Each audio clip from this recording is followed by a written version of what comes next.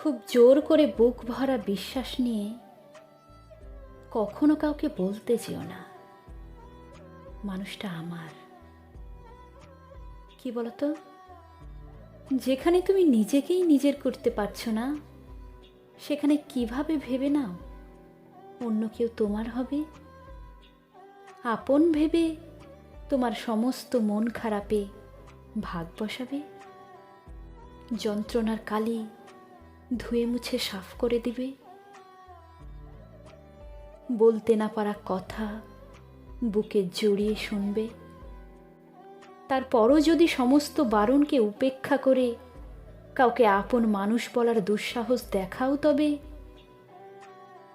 তোমার অবস্থা হবে তাদের মতো, যারা এসব সাহস দেখাতে গিয়ে সর্বহারা হয়েছে, নিজেকেও হারিয়েছে, যারা পথে পথে ধুলো মেখে দিগন্ত পানে চেয়ে থাকে, বাড়ি ফেরার পরিচিত পথটাও ভুলে গিয়েছে। তাই দূর থেকে দেখো, চোখ ভরে দেখো, মন ভরে তৃপ্ত হও, খুব কাছে গিয়ে আপন বলো না।